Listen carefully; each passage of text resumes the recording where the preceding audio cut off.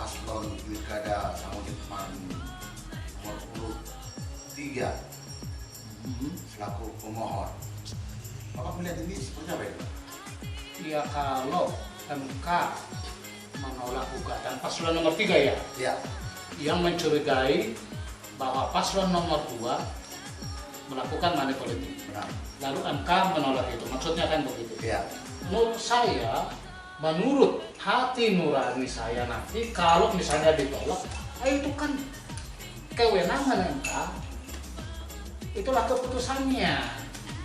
Menurut MK itulah keadilannya. Saya sendiri masyarakat Samosir di sini, saya legowo menerima itu. jadi kita harus terima. Kita terima dengan lapang dada. Jangan lagi ribut-ribut. Kalau kita tidak terima, lalu kita ribut-ribut, yang rugi itu adalah kita, masyarakat Samosir. Tertatih-tatih pembangunan di Samosir. Karena ibu bapaknya tidak ada, karena pimpinannya, kaptennya tidak ada. Jadi saya minta supaya menerima dengan senang hati. Karena itulah keputusan yang terbaik menurut Mahkamah Konstitusi. Mengatakan akan lebih baik pilkada ulang. Iya. Itu kita tahu, Pak. Jika ini dilakukan Ya. pilkada ulang, tentu saja nanti pemerintah kan mengeluarkan anggaran dana ke sini. Ya. Nah, dari sisi ini, Bapak melihatnya seperti apa kok jika ini terjadi pilkada ulang? Ya. Nah, terus kebanyakan orang berpikir soal rugi, ya, tanpa memikirkan kalau kita rugi sekarang, bahkan nanti kita beruntung. Nah, sekarang pemerintah, ya, apakah pusat, daerah atau apa, menginvest sejumlah uang melakukan pilkada ulang. Bukankah ini pendidikan demokrasi, ya, mencerdaskan masyarakat setempat? Artinya beginilah, masyarakat akan melihat, oh jangan melakukan TTR, nanti diulangi lagi, dilakukan lagi pilkada ulang. Pemerintah mengeluarkan dana sekian banyaknya, kan kita juga yang rugi. Uang yang kesana itu yang dikeluarkan oleh pemerintah itu untuk dana pilkada ulang, uang kita juga itu melalui pajak, melalui macam-macam. Nah, kalau pilkada ulang dulu dikeluarkan dana misalnya 100 atau 500 miliar pada pilkada pertama, diulang lagi, pemerintah Indonesia rugi lagi 500 miliar untuk melakukan pilkada ulang. Rugi kan? Tapi untungnya di belakang apa? Ini loh kejelasan, nah, bahwa melakukan politik uang itu tidak boleh. Ini buktinya diulang lagi, kita rugi 500 miliar. Yang pertama. Yang kedua, bukankah seharusnya kita berpikir, saya mengeluarkan sejumlah uang untuk mendidik masyarakat supaya lain kali tidak begitu lagi. Sama dengan orang tua menginvestkan uangnya untuk menyekolahkan anak-anaknya. Nah, pemerintah juga menginvestkan uang sekian ratus miliar untuk mendidik masyarakat itu supaya lain kali memilih calon itu, calon kepala desa, wali kota, bupati, dan gubernur dengan sesungguh-sungguh hati, bukan dengan adanya money politik. Karena kalau ada money politik, nanti dicurigai, dibawa lagi ke sana, repot lagi kita.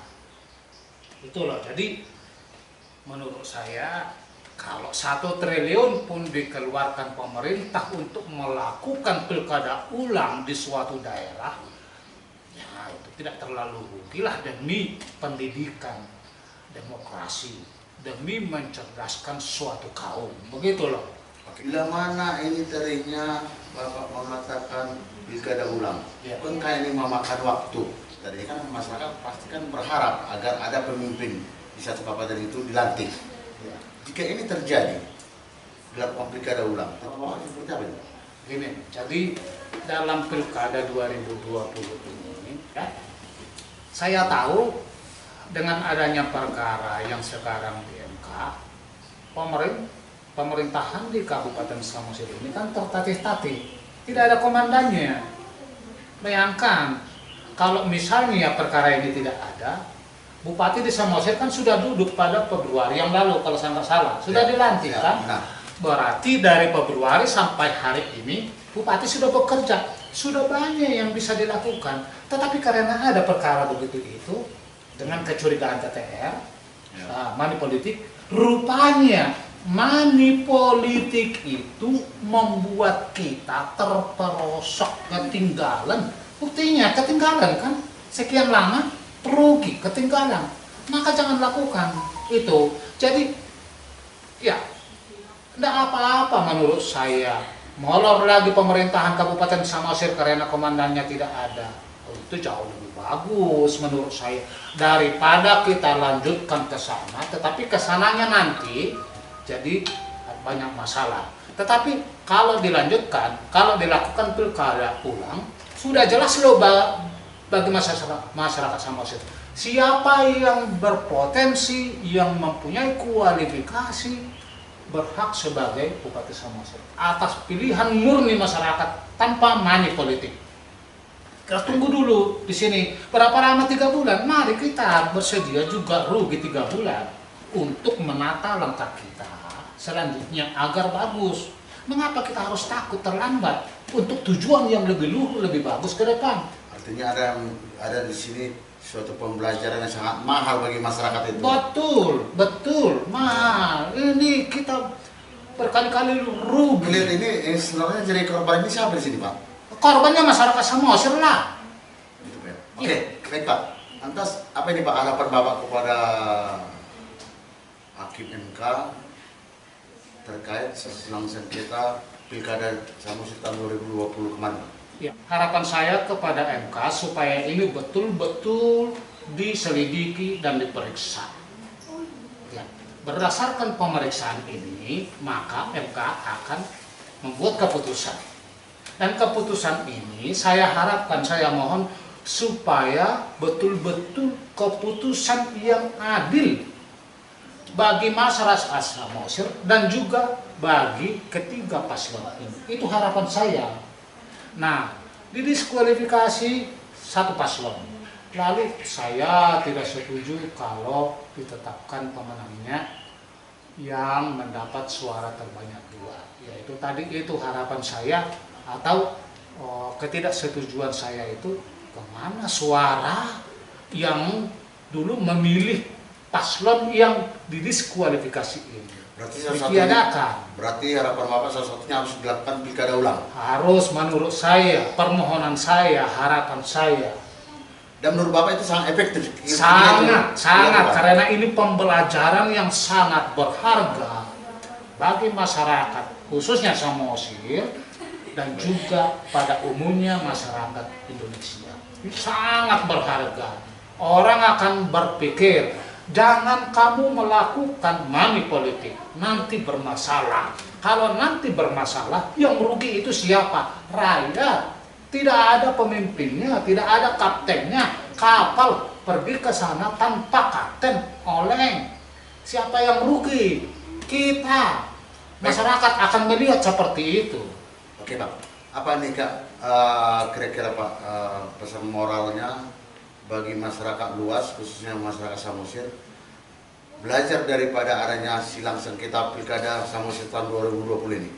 Ya, pesan saya kepada masyarakat Samosir pada khususnya ya, bukankah dulu itu ketika wawancara tahun lalu saya bilang, calon yang melakukan money politik adalah calon yang menggali lubang untuk masyarakat yang akan dipimpinnya. Kan terbukti sekarang. Benar. Ya, jadi pesan saya kepada masyarakat, kalau ada calon seperti itu, calon kepala desa, calon wali kota, bupati, gubernur dan lain-lain, mereka menyodorkan uang supaya Anda itu memilih dia, jangan terima. Apalah artinya 1 juta rupiah bagi kamu dibanding 5 tahun ke depan, nggak ada artinya itu. Itu adalah racun bagi kamu. racun bagi kita semua, racun bagi orang atau calon yang memberi, racun pula bagi orang yang menerima. Ini buktinya, tertatih-tatih kita sekarang di Samosir ini. Tidak ada pemimpin, tidak ada komandan, tidak ada kapten. Kapal kita sekarang oleng. Ya, begitu pendapat saya. Itulah pesan saya kepada saudara-saudara saya seluruhnya di Samosir. Kalau ada calon seperti itu memberikan uang supaya Anda itu memilih dia, jangan terima, jangan terima. Jangan, nanti bermasalah loh. Jangan bilang, oh, Anda ketahuan, Anda ketahuan. Ini ketahuan kok. Ya, seperti itu loh. Terima kasih.